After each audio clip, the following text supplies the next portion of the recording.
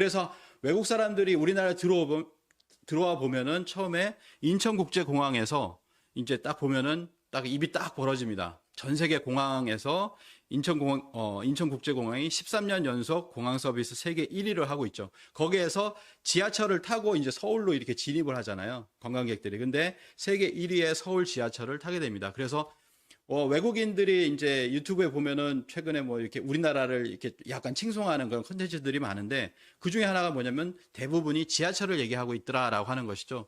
저도 해외 나가 보니까 지하철 중에서 뭐 아주 오래된 모스크바 지하철 화장실이 없고 너무나 이렇게 뭐 냄새도 많이 나고 뭐 이런 것들도 있었습니다. 다 그렇게 얘기할 수는 없지만 우리나라 굉장히 지하철이 발달돼 있다라고 하는 것을 알 수가 있고요. 또 하나는 뭐냐면 가장 중요한 것 중에 하나죠. 살기 좋은 곳이다. 그건 뭐냐면 치안이 확보가 돼야죠. 그래서 한국이 치안이 최고라고 하는 것은 언제든지 누구든지 남자든 여자든 나가서 뭐 새벽 2시가 됐든 돌아다닐 수 있는 그런 환경이 된다라고 하는 것이고요. 또 하나는 뭐냐면 사람들의 어떻게 보면 한국인이라고 하는 것이 이걸 통해서 자리매김되지 않나라고 생각이 듭니다. 그래서 우리나라에 이런 실험을 굉장히 많이 하죠. 뭐 안전 실험이다 해가지고 지갑을 놓고 커피숍에 놓고 또는 노트북을 놓고 30분 있다가 돌아와 봤어요. 이런 실험들을 외국인들은 합니다. 그러면 우리나라 네티즌들은 민망하다. 왜 이런 실험을 하느냐. 이런 이야기들을 많이 하거든요. 그러면서 우리나라 네티즌들도 댓글을 이렇게 다는데 뭐라고 하냐면 CCTV가 많아서 그렇다. 그러니까 우리 스스로가 우리나라는 CCTV 강국이긴 해요. 그렇지만 CCTV로 이렇게 얘기를 합니다. 그런데 그게 아니라는 거죠. 19세기 초반에 이렇게 책을 썼어요. 1880년 오페르트라고 하는 사람이 금단의 나라 조선을 가다라고 하는 책을 썼습니다. 금단의 나라, 뭔가 이렇게 신비로운 나라라는 거죠. 근데 조선은 도둑이 없는 나라다 이렇게 썼습니다. 도둑이 없다라고 하는 거죠. 좀 더 자세히 살펴보면요. 조선 사람들은 대체로 정직하고 착하며 살인이나 강도 같은 중죄를 저지르는 경우가 굉장히 드물다. 집들은 늘 열려 있고 문에는 자물쇠가 채워져 있지 않다. 이게 신기하다라는 거예요. 그 사람들이 봤을 때는 절도는 신뢰를 파괴하는 중대한 범죄로 강조되기 때문에 뭐 중벌을 처하기도 하지만 사람들이 그렇게 안 한다라고 하는 것이죠. 그래서 그런 것들을 이야기를 하고 있습니다. 우리는 그냥 우리 스스로가 그걸 잘 모르니까 CCTV 때문이야라고 얘기를 하지만 외국에서는 이런 것조차 100년 전에도 이렇게 신비롭게 생각을 했다라고 하는 거죠.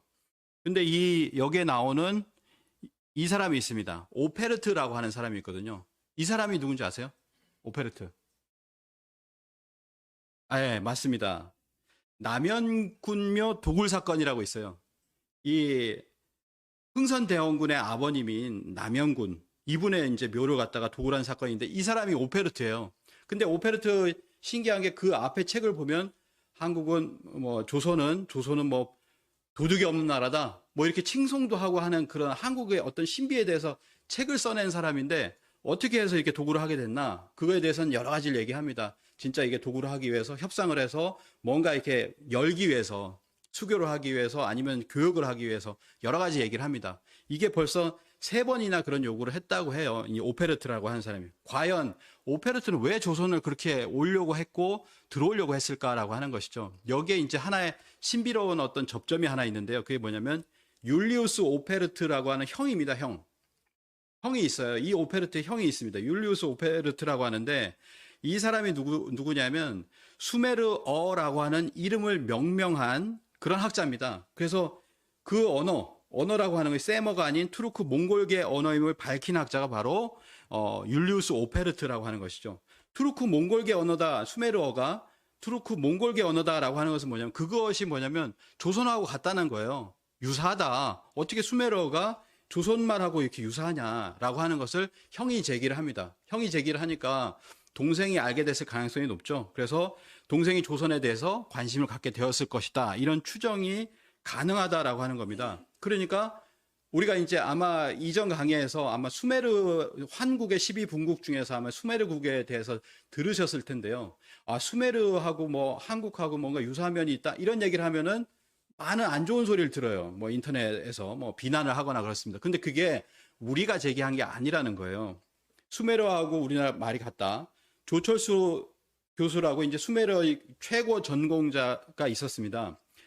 지구상의 그 어느 언어보다 수메르하고 가장 가까운 언어는 한국어이다.